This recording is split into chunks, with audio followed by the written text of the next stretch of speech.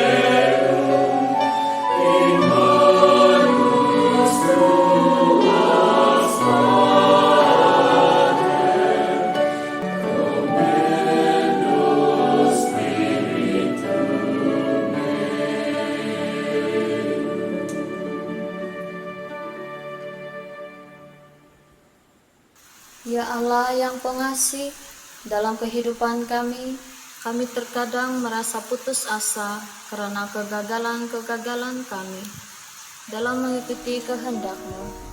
Malah, iman kami juga sering tertidur dan menjauhkan diri kami dari-Mu. Namun, Engkau tidak pernah meninggalkan kami. Ampunilah kami ya Tuhan. Kami mau terus setia bersama-Mu, taat dalam doa-doa kami, dan berjaga agar kami tidak tertidur lagi.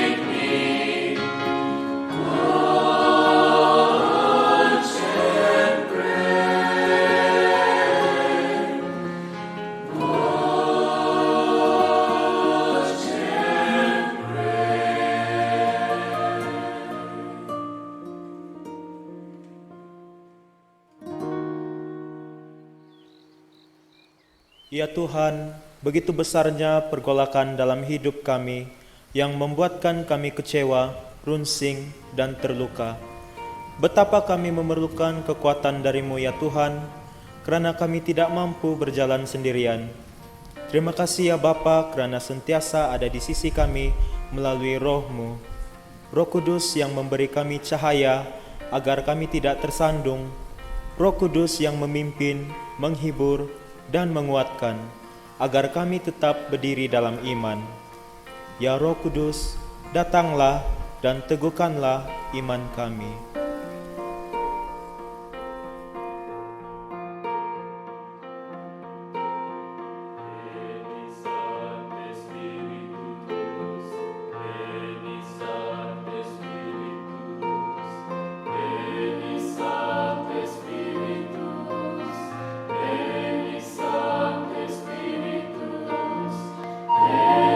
Sancte Spiritus,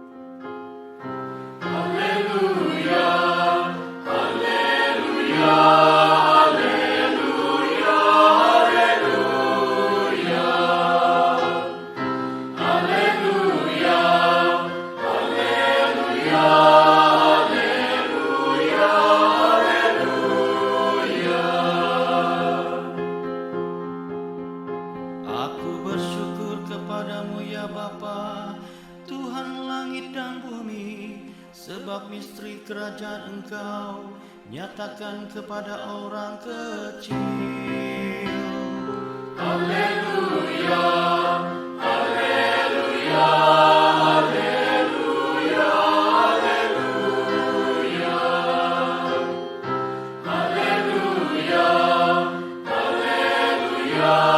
haleluya, haleluya.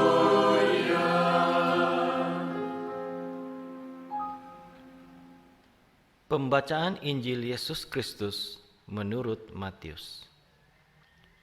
Sekali peristiwa, Yesus mengajar orang banyak. Hal kerajaan surga itu seumpama harta yang terpendam di ladang, yang ditemukan orang, lalu dipendamnya lagi. Kerana sukacitanya, pergilah ia menjual seluruh miliknya, lalu membeli ladang itu. Demikian pula hal kerajaan surga itu, seumpama seorang pedagang yang mencari mutiara yang indah. Setelah ditemukannya mutiara yang sangat berharga, ia pun pergi menjual seluruh miliknya, lalu membeli mutiara itu. Demikian pula hal kerajaan surga itu, seumpama pukat yang dilabuhkan di laut, lalu mengumpulkan pelbagai jenis ikan. Setelah penuh, pukat itu ditarik orang ke pantai. Lalu mereka duduk dan dipilihlah ikan-ikan itu. Yang baik dikumpulkan ke dalam pasu, yang buruk dibuang. Demikianlah juga pada akhir zaman, malaikat-malaikat akan datang memisahkan orang jahat dari orang benar. Yang jahat lalu dicampakkan ke dalam dapur api. Di sana akan terdapat ratapan dan kertak gigi. Mengertikah kamu semuanya itu? Mereka menjawab, "Ya, kami mengerti." Maka bersabdalah Yesus kepada mereka, "Kerana itu setiap ahli Taurat yang menerima pelajaran hal kerajaan surga, seumpama tuan rumah yang mengeluarkan harta yang baru dan yang lama dari perbendaharaannya." Demikianlah Injil Tuhan. Renungan kita. Dalam Injil hari ini, Yesus memberi perumpamaan mengenai kerajaan surga.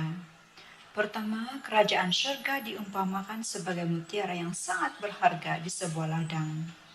Dan yang kedua, kerajaan surga digambarkan seperti sesuatu yang sangat berharga, sehingga yang menemukannya rela menjual segala miliknya demi mendapatkannya.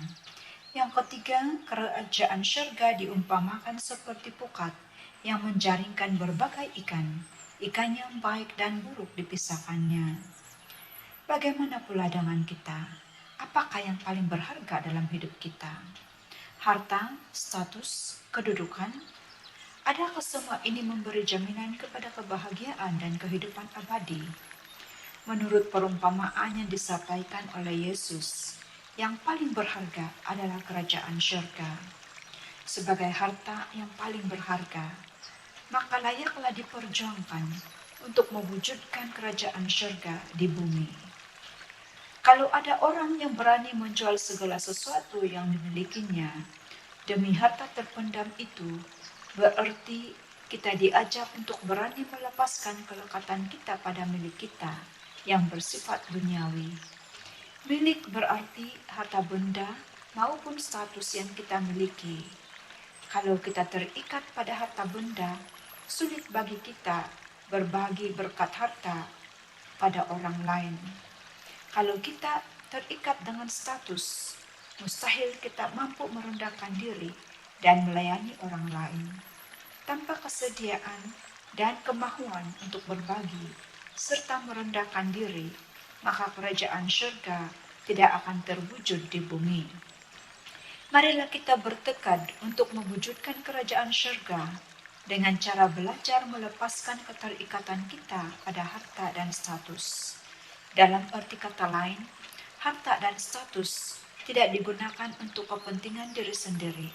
Sebaliknya, digunakan untuk membangun karakter pribadi yang rendah hati, dan mau berbahagi dengan sesama. Dengan demikian, setiap orang akan berperanan aktif dalam menghadirkan kerajaan surga di dunia. Apa pula harta yang tersembunyi di sekitar kita? Tidak lain daripada keluarga kita sendiri, sahabat-sahabat, dan semua orang yang sentiasa menyokong dan berjalan bersama dengan kita dalam iman. Betapa dekatnya kerajaan surga itu pada kita. Bahkan kita mengalaminya dalam setiap saat kehidupan kita, sehingga kita tidak perlu pergi jauh-jauh mencarinya. Cinta dan kebahagiaan ada di dalam hidup kita sehari-hari. Tetapi adakah kita berusaha untuk menyadari atau mencarinya? Itu yang menjadi penentu kewujudan kerajaan surga dalam hidup kita setiap hari. Bijaksanalah memilih. Ingatlah, kita hanya hidup sekali sahaja, dan pilihan kita hari ini menentukan masa depan kita.